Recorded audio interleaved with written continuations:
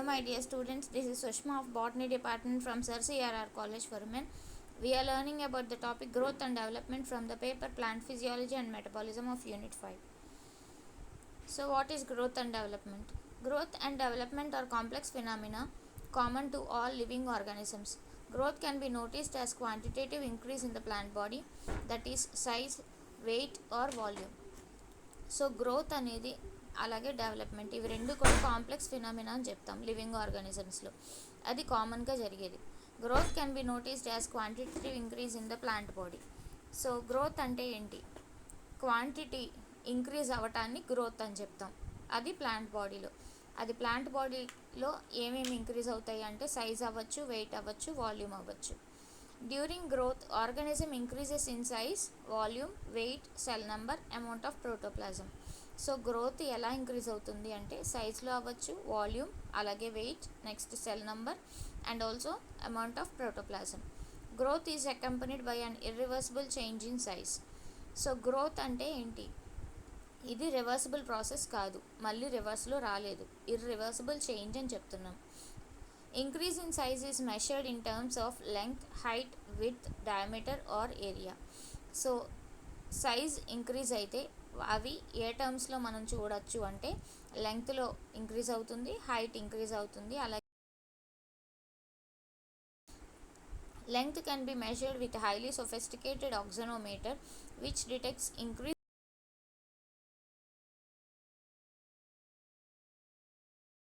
సహాయంతో అది సైజ్ ఎంత ఇంక్రీజ్ అయింది అనేది ఆటోమేటిక్గా రికార్డ్ చేసి మనకు చెప్పడం జరుగుతుంది.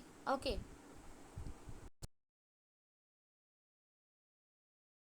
determined by centrifuging the cells in a graduated centrifuge tube. So centrifuge ట్యూబ్లో వాల్యూమ్ ఆఫ్ సెల్స్ అన్నీ కూడా మనం డిటర్మైన్ చేయొచ్చు వాటిని సెంట్రిఫ్యూజ్ చేయడం ద్వారా. Single cells volume can be calculated from measurements made under the microscope. So single cell volume తీసుకుంటే దాన్ని మనం మైక్రోస్కోప్లో చూస్తే ఈజీగా క్యాలిక్యులేట్ చేయొచ్చు. Increase in number of cells is correlated with increase in turbidity of a cell suspension. So cell number అనేది ఎలా increase అవుతుంది అనేది కొరలేట్ చేస్తే టర్బిడిటీ ఇంక్రీజ్ అవుతుంది. కాబట్టి వాటి సెల్ సస్పెన్షన్ తీసుకుని వీటిని మనం డిటర్మైన్ చేయొచ్చు. Increase in number of cells can be estimated by direct counting on a special slide hemocytometer which is designed for counting of blood cells. So number of cells ఎన్ని increase అయినాయి అనేది మనం తెలుసుకోవడానికి ఎలా కౌంట్ చేస్తామంటే హీమోసైటోమీటర్ సహాయంతో blood cells ఈజీగా అలాగే కౌంట్ చేస్తారు. And increase in weight is determined by either fresh weight or dry weight method.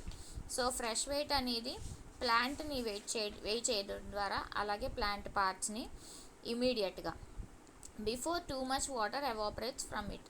So దాంట్లో ఉన్న వాటర్ కంటెంట్ ఎవాపరేట్ అవ్వకుండానే ఇమీడియట్గా మనం తీసుకోవడం జరుగుతుంది.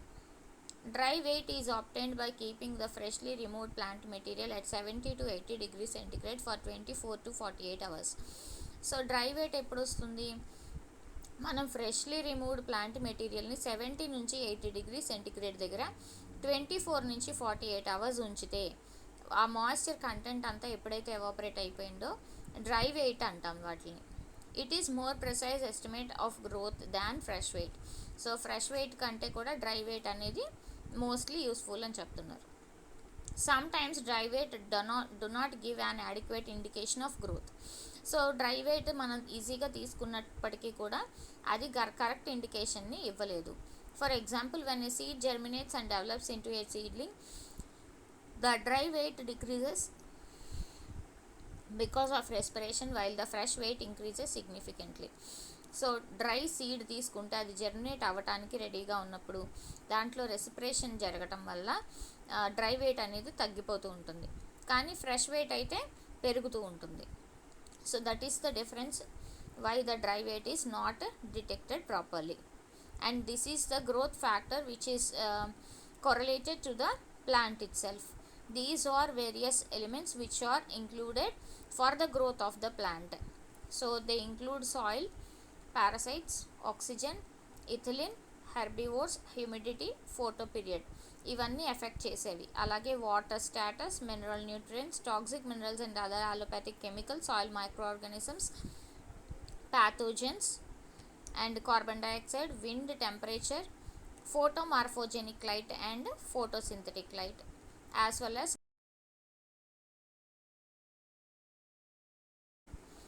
next kinetics of growth.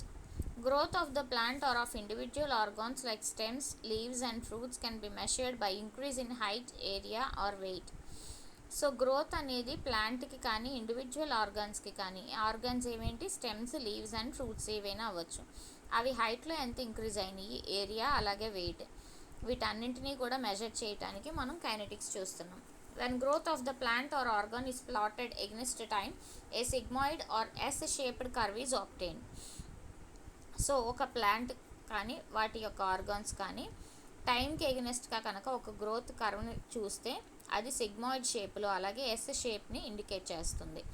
The shape of the curve remains the same regardless of whether growth is measured in times of height and or wait.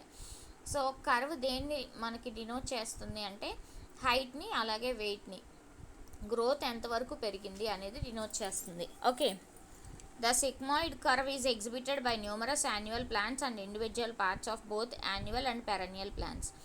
sigmoid curve మనకి annual ప్లాంట్స్లోను అలాగే individual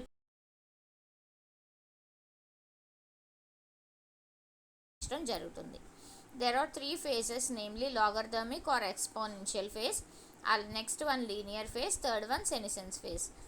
in the logarithmic phase the growth rate, so growth rate అంటే ఏంటి, increase in size per unit time. It is slow in the beginning, so బిగినింగ్లో స్లోగా ఉంటుంది, దాన్ని lag phase అంటాము, but increases continuously. The rate is proportional to the size of the organism. So organism యొక్క సైజ్కి rate అనేది ప్రపోర్షనల్గా ఉంటుంది. It means that the larger organisms grow faster, so పెద్దగా ఉన్న ఆర్గానిజమ్స్ ఫాస్ట్గా గ్రో అవుతాయి. In the linear phase increase in size continuous at a constant rate, usually maximum for some time. So linear phase కనుక తీసుకుంటే size increase అవుతూ కంటిన్యూస్గా constant rate నుంచి అలాగే మ్యాక్సిమం కొంత టైంకి రీచ్ అవుతుంది. Okay, the senescence phase is characterised by decreased growth rate as the plant reaches maturity and begins to senescence. So senescence అంటే రాలిపోవటం, ఫైనల్గా ఆకులు రాలిపోయే స్టేజ్ అంటే ప్లాంట్ యొక్క గ్రోత్ రేట్ స్టాప్ అయిపోయినప్పుడు సెనిసెన్స్ అనేది స్టార్ట్ అవుతుంది. డిక్రీజింగ్ గ్రోత్ రేట్ అంటాం. ఎప్పుడైతే ప్లాంట్ మెచ్యూరిటీకి రీచ్ అయిందో అది మళ్ళీ సెనిసెన్స్కి స్టార్ట్ అవుతుంది. The sigmoid curve represents the cumulative growth plotted against time. So గ్రోత్కి టైంకి మధ్యలో కర్వ్ని మనం సిగ్మాయిడ్ కర్వ్ని డినోట్ చేయడానికి చూస్తున్నాం. This does not show how much the plant has grown each day or each week to achieve the final height. So ఈ ఒక రోజుకి కానీ ఒక వారానికి కానీ ఎంత ఫైనల్ హైట్ రీచ్ అయింది అనేది మనం క్యాలిక్యులేట్ చేస్తున్నాం. The increase in growth per unit time is determined and is known as growth rate. So growth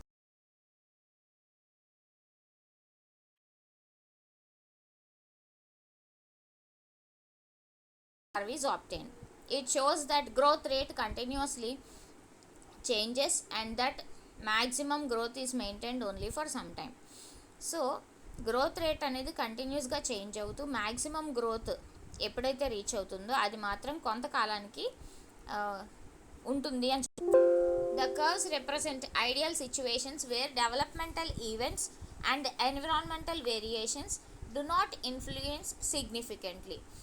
so curves అనేది మనకి సెగ్మాయిడ్ ఆర్ ఎస్ షేప్డ్ కర్వ్ అని చెప్పాం కదా, ఆ కర్వ్ అనేది ఐడియల్ సిచ్యువేషన్స్ని రిప్రజెంట్ చేస్తుంది కాబట్టి డెవలప్మెంటల్ ఈవెంట్స్ కానీ ఎన్విరాన్మెంట్ యొక్క వేరియేషన్స్ కానీ ఇన్ఫ్లుయెన్స్ చెయ్యవు అని చెప్తున్నాయి. Many plants exhibit quite different form of growth curve. So చాలా ప్లాంట్స్ ఎలాంటి కర్వ్ని ఎగ్జిబిట్ చేస్తున్నాయి అంటే డిఫరెంట్ కర్వ్స్ని ఎగ్జిబిట్ చేస్తున్నాయి, ఒక్కొక్కటి ఒక్కొక్క ఫామ్లో చూపిస్తుంది. In some plants the linear phase is hardly detectable, so the logarithmic and senescence phases are almost continuous. So కొన్ని ప్లాంట్స్లో లీనియర్ ఫేజ్ డిటెక్ట్ చేయగలిగే హార్డ్లీ డిటెక్ట్ చేయగలిగేలా ఉంటుంది, అలాగే లాగర్థమిక్ అలాగే సెనిసెన్స్ ఫేజెస్ అన్నీ కంటిన్యూస్గా ఉంటాయి. So growth rate may fluctuate due to overemphasis or elimination of one or another phase అంటున్నారు.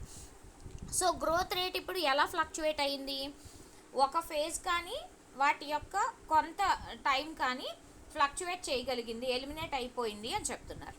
Okay, so this is the sigmoid or S shaped curve. So this is the growth curve which indicates 3 phases, namely exponential or log phase and lag phase, log phase and stationary phase. So okay, lag phase అంటే ఇనీషియల్గా plant పెరుగుతూ ఎదుగుతూ ఉంటుంది, so దాన్ని growth అంటున్నాం. So ఒక టైంలో కొంతవరకు సమానంగా పెరుగుతుంది, అండ్ ఎప్పుడైతే స్టాప్ అయిపోయి ఒకే ప్లేన్లో వెళ్తుందో ఇంకా పెరగకుండా దాన్ని స్టేషనరీ ఫేజ్ అంటున్నాం. ఓకే, సో గ్రోత్కి టైంకి ఒక కర్వ్ గీయటం జరిగింది. At cellular level 3 events of growth and development are recognised. So cellular లెవెల్లో కనుక చూస్తే గ్రోత్ అండ్ అలాగే డెవలప్మెంట్ మనం ఎలా రికగ్నైజ్ చేస్తామంటే 3 కాంపోనెంట్స్ని మనం డిటర్మైన్ చేయడం ద్వారా. సో ఆ 3 కాంపోనెంట్స్ ఏమేంటి? Cell division, cell enlargement and cell differentiation. So first one, cell division. Cell division is an important aspect of plant growth. So plant growth అనేది జరగాలంటే ఖచ్చితంగా సెల్ డివిజన్ జరుగుతూ ఉండాలి. The unicellular zygote undergoes cell division to become a multicellular embryo and ultimately the plant. So unicellular zygote cell division జరిగి ఒక multicellular ఎంబ్రియోని ఇస్తుంది.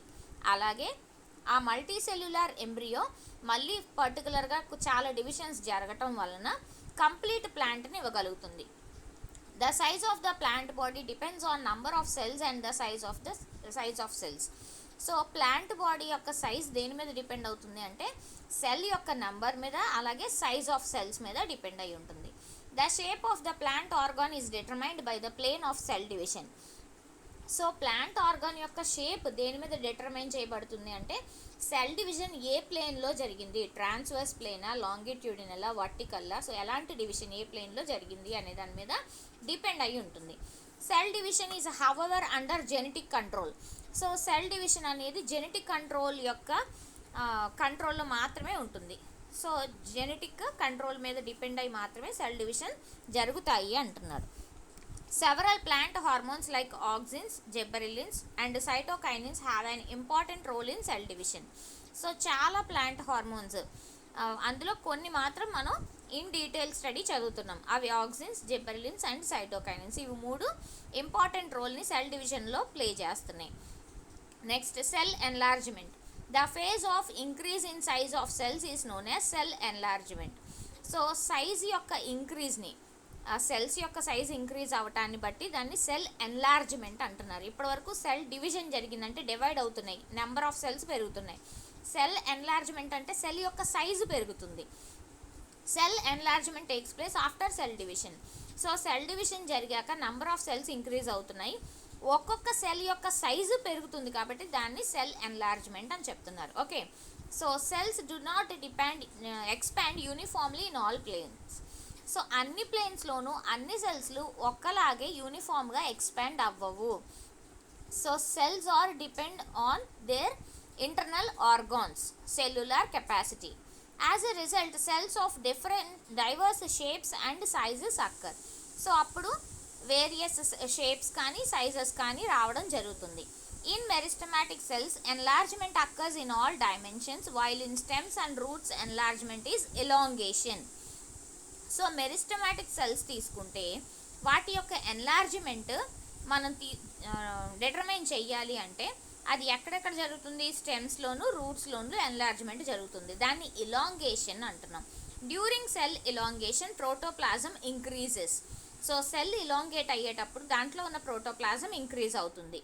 But due to stretching of cell wall the cytoplasm is present as a thin peripheral layer around a central vacuole.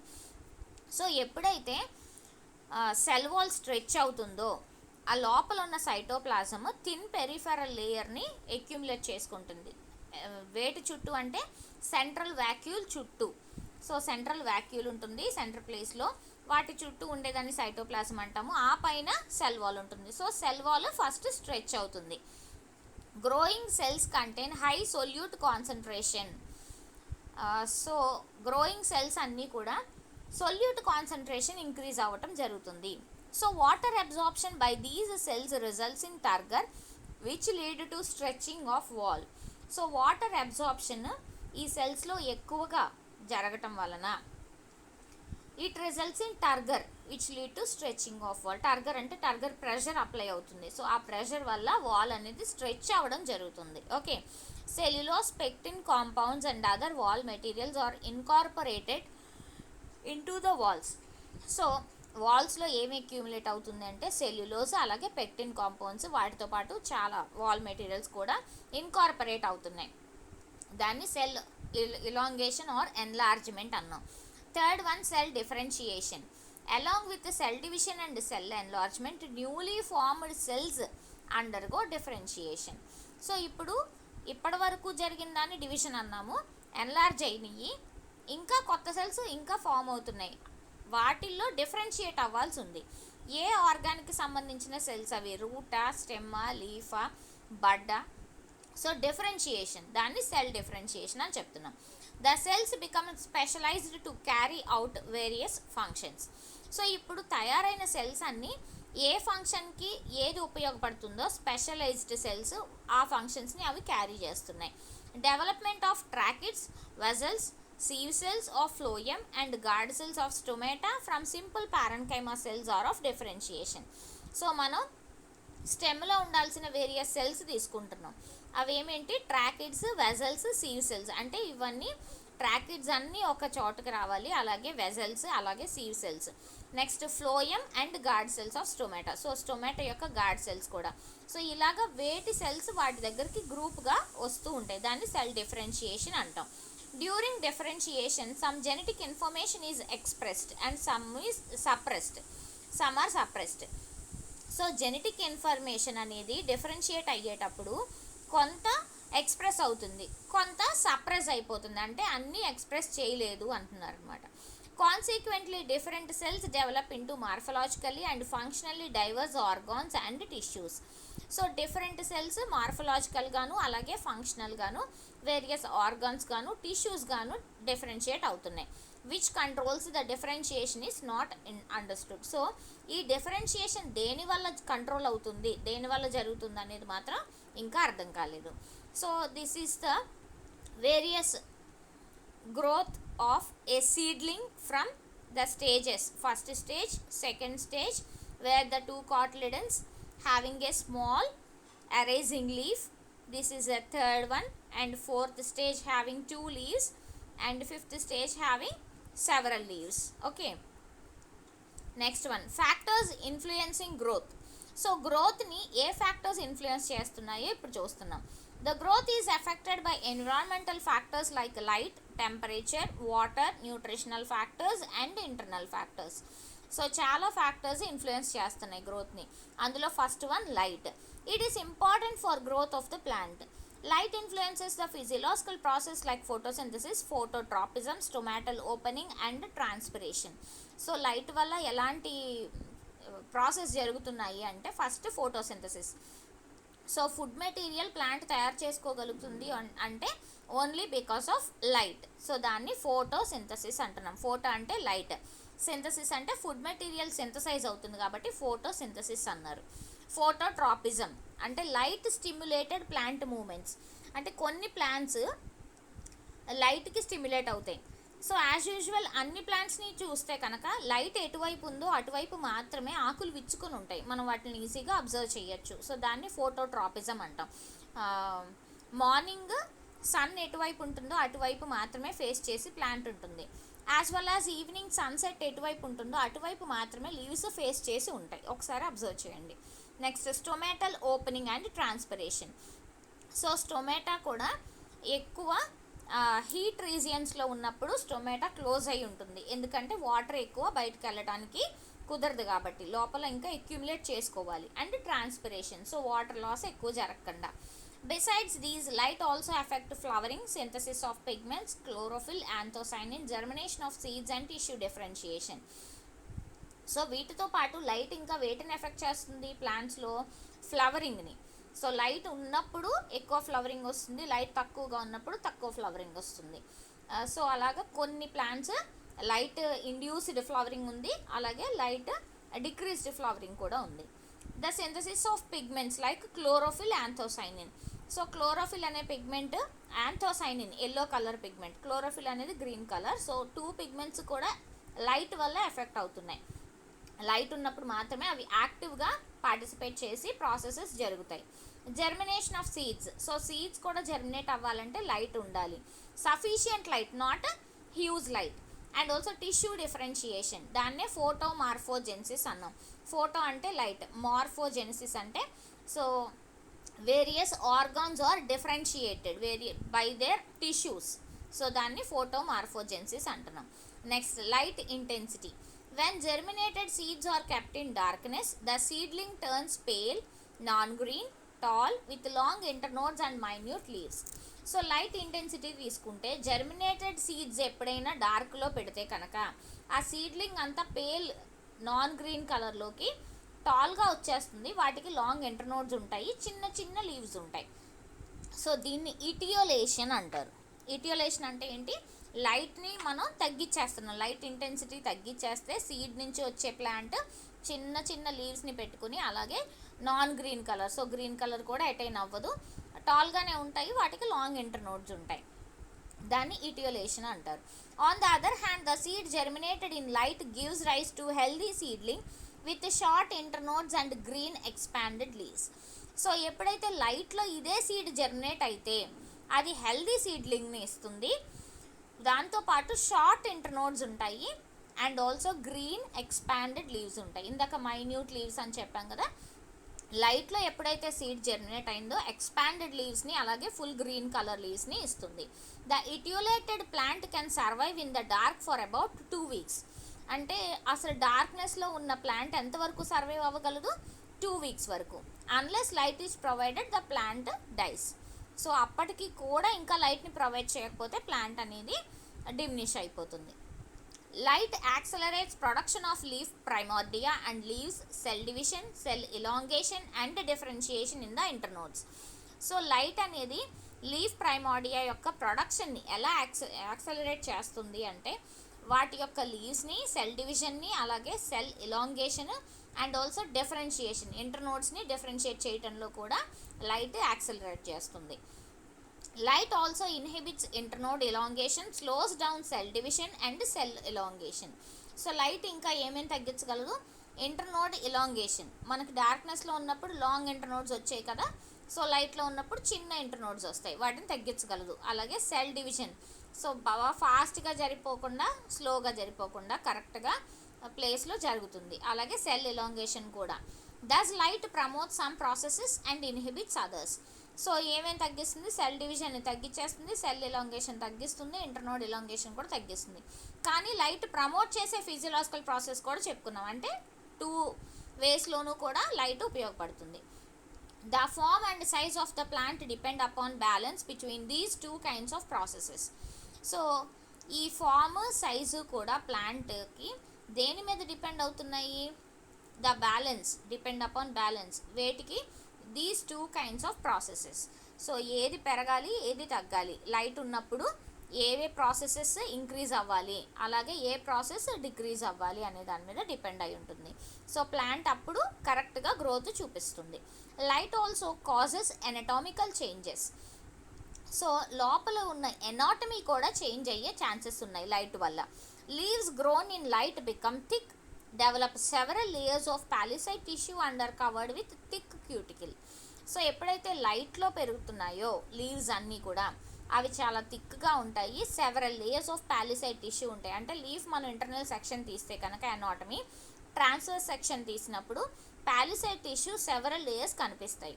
అలాగే వాటికి thick cuticle కూడా ఉంటుంది అంటున్నారు. Okay, there are marked differences in leaves of sun grown and shade grown plants. So రెండిటికి మనం differentiate చేయొచ్చు. సన్కి కింద ఏవైతే ప్లాంట్స్ పెరుగుతున్నాయో అలాగే నీడలో షేడ్లో పెరిగే ప్లాంట్స్ ఏవైతే ఉన్నాయో రెండింటిని మనం డిఫరెన్స్ చేసి ఈజీగా రికగ్నైజ్ చేయొచ్చు. Sun leaves are frequently smaller with shorter petioles than shade leaves.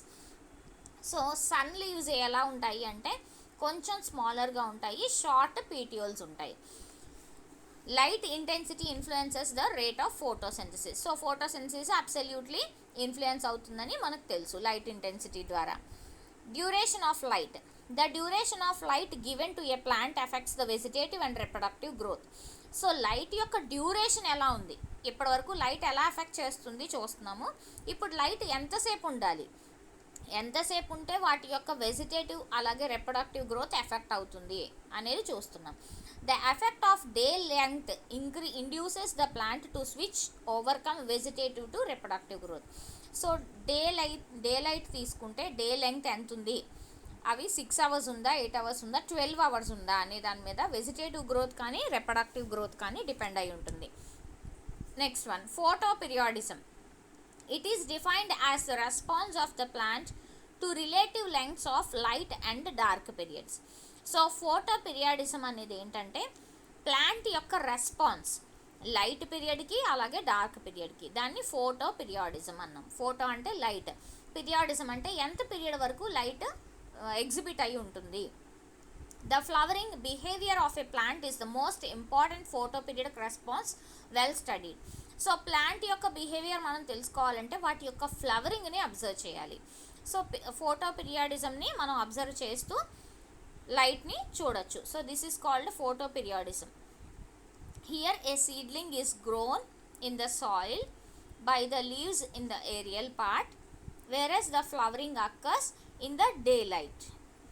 Okay, short day plants. These plants require short photo periods. So photo period అనేది అంటే డే లైట్ చాలా తక్కువ కావాలి వీటికి, వాటిని షార్ట్ డే ప్లాంట్స్ అంటాం.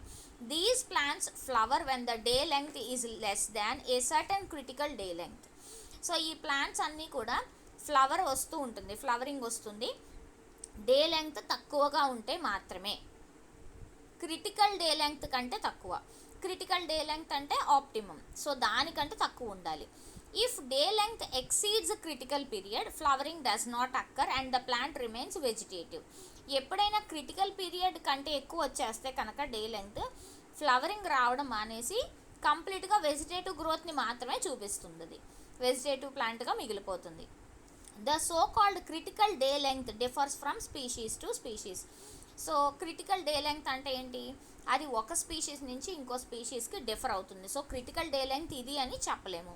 ఎగ్జాంపుల్ షార్ట్ డే ప్లాంట్స్ ఏవేంటి అంటే xanthium, chrysanthemum, cosmos and soybean. Chrysanthemum అందరికీ తెలిసిందే, చామంతి.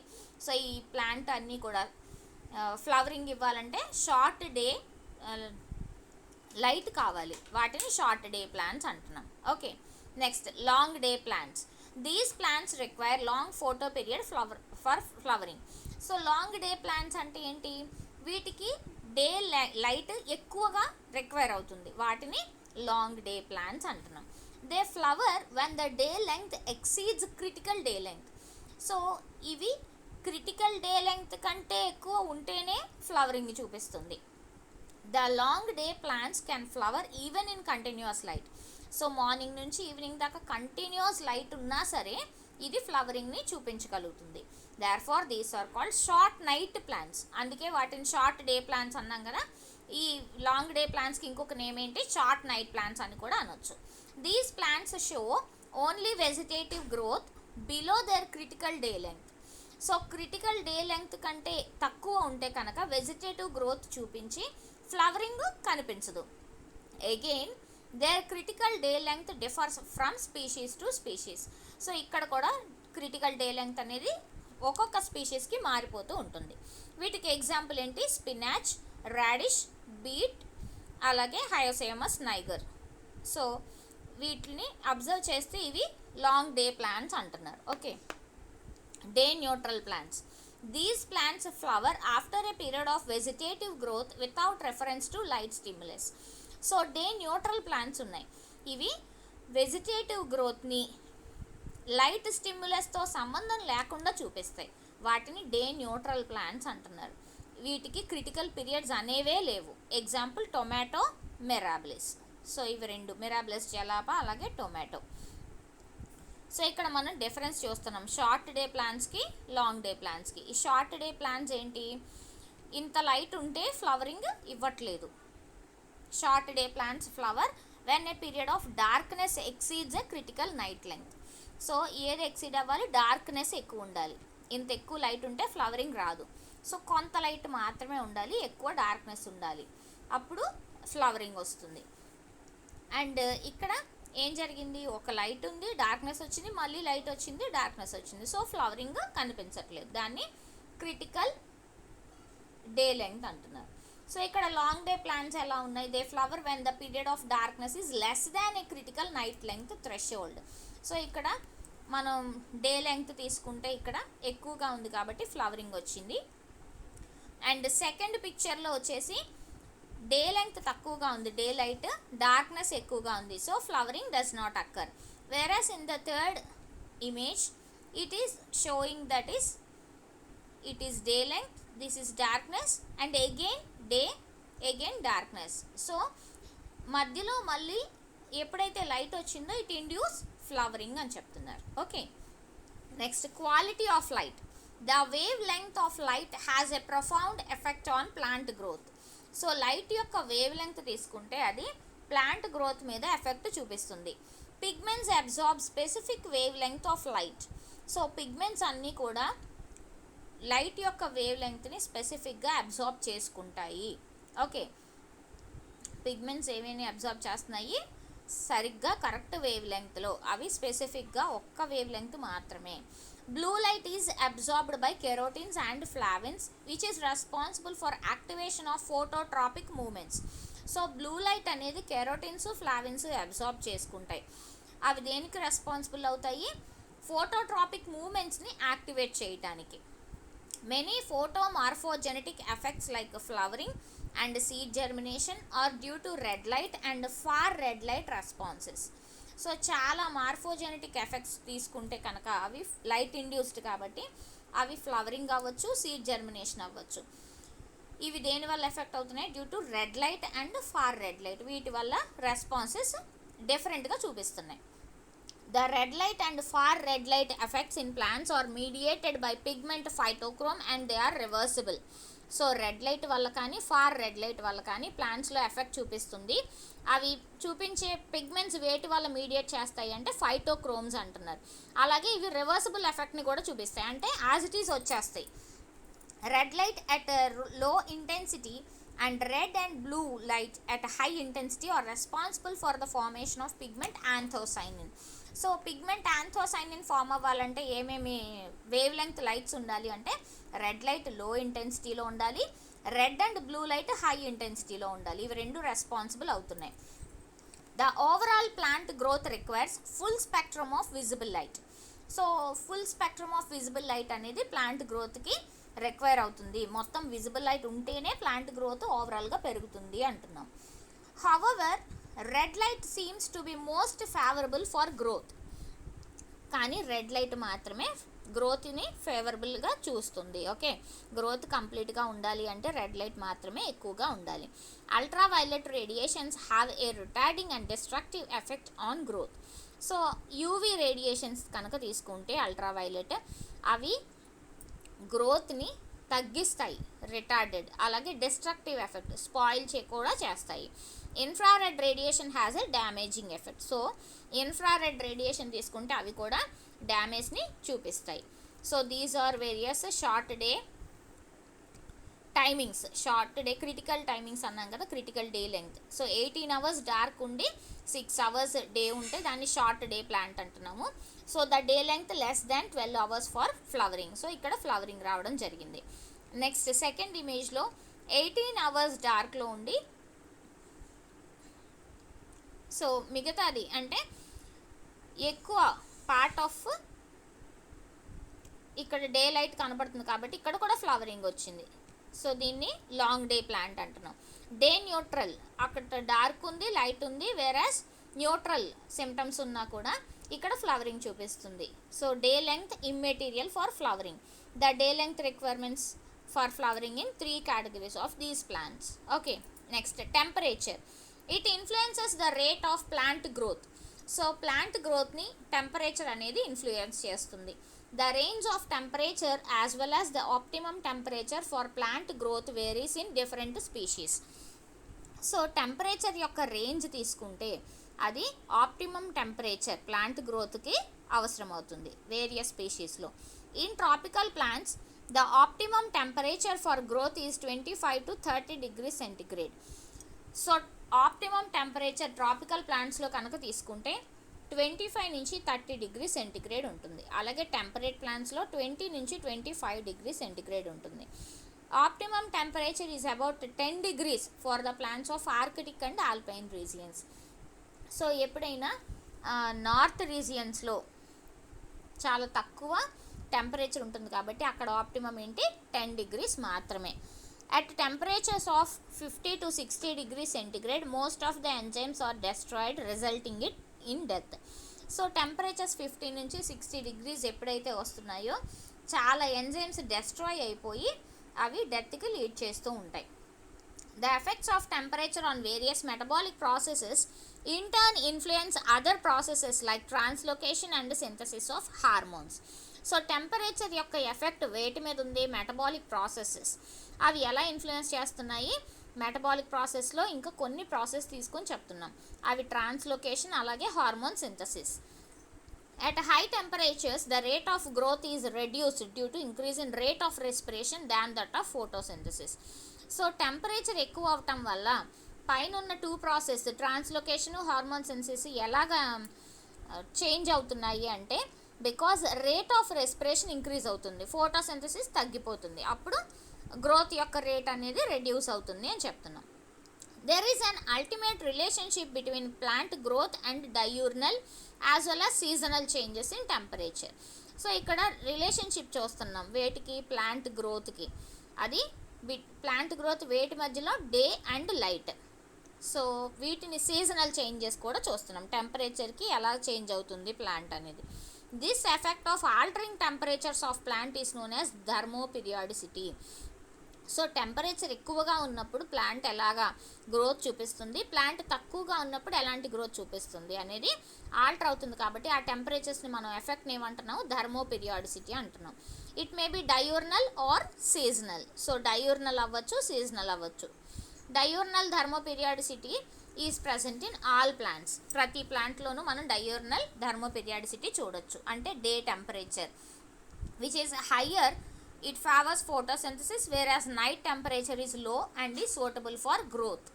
సో డే టెంపరేచర్ ఫోటోసింథసిస్ జరుపుకోవడానికి ఉపయోగపడుతుంది, నైట్ టెంపరేచర్ గ్రో అవ్వటానికి. అంటే ఫోటోసింథసిస్ అంటే ఓన్లీ ఫుడ్ మెటీరియల్ తయారు చేసుకుంటుంది కానీ గ్రో అవ్వట్లేదు, బట్ నైట్ టెంపరేచర్లో గ్రోత్ని చూపిస్తుంది. Seasonal or annual periodicity is connected with sequence of developmental stages in the annual growth of the plant. So seasonal periodicity అనేది వేటికి కనెక్ట్ అయ్యి ఉంది?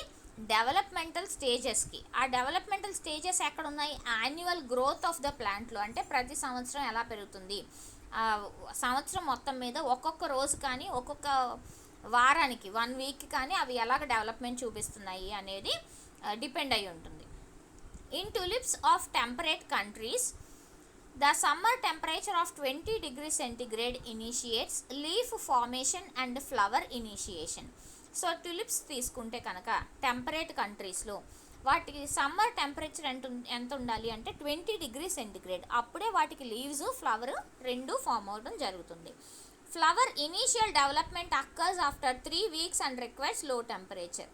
సో ఫ్లవర్ అనేది ఇనీషియల్గా డెవలప్ అయితే అది 3 weeks తీసుకుంటుంది, అది కూడా లో టెంపరేచర్ని మాత్రమే రిక్వైర్మెంట్ ఉంటుంది. Okay, buds and stem start elongation after 16 weeks and it requires higher optimum temperature. So bud కానీ స్టెమ్ ఇలాంగేటేషన్ స్టార్ట్ అవ్వాలంటే 16 weeks తర్వాత మాత్రమే జరుగుతుంది, ఇది కూడా హై టెంపరేచర్ ఉండాలి. Some plants require cold treatment during their development before flowering. So కొన్ని plants cold ట్రీట్మెంట్ని మాత్రమే కోరుకుంటాయి అవి ఫ్లవరింగ్ రావడానికి, డెవలప్ అవటానికి. వాటిని వెర్నలైజేషన్ అంటాం. Vernalization refers to low temperature treatment for promoting flowering. So దీన్ని వెర్నలైజేషన్ని ఎవరు ఇనీషియల్గా ఎక్స్పెరిమెంట్స్ కండక్ట్ చేశారు అంటే Lysenko in 1928 on the seeds of winter wheat by giving cold treatment and coined the term vernalization. So winter wheat సీడ్స్లో cold treatment ఇవ్వడం జరిగింది. Okay, so వెర్నలైజేషన్ process అంటే ఏంటి? ఇక్కడ కోల్డ్ ఎక్స్పోజర్ ఇవ్వలేదు, ఇక్కడ కోల్డ్ ఎక్స్పోజర్ ఇచ్చాక 1 to 2 weeksలో బడ్ వచ్చి ఫ్లవరింగ్ రావడం జరిగింది. 3 to 6 weeksలో చాలా ఫ్లవర్ సైజ్ ఇంక్రీజ్ అవటం కూడా జరిగింది. Next one, water constitutes about 90% of the plant body. So plant బాడీలో 90% వాటరే ఉంటాయి. Plant growth and development are closely linked with water absorption. So plant growth కానీ డెవలప్మెంట్ కానీ వాటర్ అబ్జార్ప్షన్ మీద మాత్రమే డిపెండ్ అయి ఉంటాయి. The rate of physiological processes like photosynthesis, respiration, uptake of nutrients, translocation, synthesis of cellular components, hydrolysis of macromolecules are inhibited by water deficiency. So ఈ processes అన్నీ కూడా వాటర్తోనే link up అయి ఉన్నాయి. The plant is a part of soil plant atmosphere continuum. అంటే plant ఎదగాలంటే ఏమేం కావాలి? కంప్లీట్గా సాయిల్ అట్మాస్ఫియర్ రెండు లింకప్ అయి ఉన్నాయి కాబట్టి కంటిన్యూయం అని చెప్తున్నాం. సో ప్లాంట్ ఒక్కటే ఉంటుంది అంటే అది కరెక్ట్ కాదు. ప్లాంట్తో పాటు సాయిల్ కావాలి, అట్మాస్ఫియర్ కూడా important. Maintenance of internal water balance is necessary for the stability of the plant. So ఇంటర్నల్గా వాటర్ బ్యాలెన్స్ అనేవి స్టేబుల్గా ఉంటేనే అన్ని గ్రోత్ డెవలప్మెంట్ ఈక్వల్గా చూపిస్తుంది. The physiological activities of various tissues and organs are connected to the moisture status of the plant. So physiological activities కనుక various టిష్యూస్లోను ఆర్గాన్స్లోనూ చూస్తే అవి మాయిశ్చర్ స్టేటస్కి మాత్రమే కనెక్ట్ అయ్యి ఉంటున్నాయి. సో ఇక్కడ ఫ్లవరింగ్ ఉంది, లీవ్స్ వచ్చాయి, బట్ ఇవన్నీ కూడా వేరియస్ కాంపనెంట్స్ మీద డిపెండ్ అయి ఉన్నాయి. Photosynthesis, protein, mineral uptake, lipid, ROS ఇవన్నీ కూడా అంటే డ్రాట్ కండిషన్స్ ఉంటే వాటర్ అవైలబిలిటీ లేకపోతే ఎలా ఉంటున్నాయి. Nutritional factors. Plants require inorganic ions for proper growth and development. So plants ఎప్పుడు కూడా ఇనార్గానిక్ అయాన్స్ని రిక్వైర్మెంట్ ఉంటుంది దేనికి? గ్రోత్ డెవలప్మెంట్ రావడానికి. Plants require 16 elements for normal growth and development. So ప్లాంట్స్కి ఎన్ని ఎలిమెంట్స్ కావాలి? 16 ఎలిమెంట్స్ నార్మల్గా వాటిని గ్రోత్ని డెవలప్మెంట్ని చూపించడానికి. Photosynthesis results in carbohydrates. So photosynthesis వల్ల వచ్చే రిజల్టెంట్ ప్రోడక్ట్ని మనం కార్బోహైడ్రేట్స్ అంటున్నాం. They provide the carbon skeleton which are incorporated into amino acids, proteins, phospholipids, nucleic acids and many other plant constituents. So carbohydrates అనేవి synthesise అవటం వల్ల వాటి నుంచి కార్బన్ స్కెలిటన్ని ప్రొవైడ్ చేయడమే కాకుండా ఫైనల్గా వచ్చే రిజల్టెంట్ ప్రోడక్ట్స్ ఏమేమి రావచ్చు? అమైనో యాసిడ్స్, దాని నుంచి proteins and then phospholipids, nucleic acids, అలాగే ప్లాంట్ యొక్క అదర్ కాన్స్టిట్యూయెంట్స్ ఏవైనా రావచ్చు. Next C/N ratio. The ratio of carbohydrates and nitrogenous materials affects the pattern of growth in plants. So C/N ratio అంటే carbohydrates, nitrogenous materials ఇవి రెండు గ్రోత్ని ఎంత effect చేస్తున్నాయి అనేది చూపించడానికి C/N రేషియో అన్నాం. When the C/N ratio is low, the plant shows more vegetative growth and bears less flowers and fruits. ఎప్పుడైనా carbohydrates, nitrogenous substances తక్కువగా ఉన్నప్పుడు వెజిటేటివ్ గ్రోత్ ఎక్కువగా చూపిస్తుంది, కానీ ఫ్లవర్స్, ఫ్రూట్స్ తక్కువగా ఉంటాయి. అదే C/N రేషియో ఎక్కువగా ఉంటే ఆ ప్లాంట్ ఇంటర్మీడియట్ వెజిటేటివ్ గ్రోత్ని అంటే వెజిటేటివ్ గ్రోత్ ఎంతవరకు అవసరమో అంతవరకే చూపించి ఆ తర్వాత ఆ రేషియోని మ్యాక్సిమం ఫ్రూట్స్ మీద డిపెండ్ అయ్యి చేసుకుంటుంది. అప్పుడు ఫ్రూట్స్ మ్యాక్సిమం వస్తాయి. In soybean and wheat flowering it is initiated before the change from low to high C/N ratio occurs. సోయాబీన్లోను వీట్లోను తీసుకుంటే ఫ్లవరింగ్ ఇనిషియేట్ చేయాలంటే C/N రేషియో ఎక్కువగా లో నుంచి హై ఉండాలి. సో లో ఉండకూడదు, హై ఉండకూడదు. ఫస్ట్ లో ఉండాలి, తర్వాత అవి హైకి వెళ్ళాలి. The starch content is high in apple spurs where buds develop into flower buds while in the barren spurs it is low. So starch content కనుక తీసుకుంటే యాపిల్ స్పర్స్లో అది హైగా ఉంటుంది, కానీ బడ్స్ అవి they develop into flower buds while in the barren spurs ఇది చాలా తక్కువగా కనిపిస్తుంది. High C/N ratio promote better root formation in stem cutting of tomato than those plants having low ratio.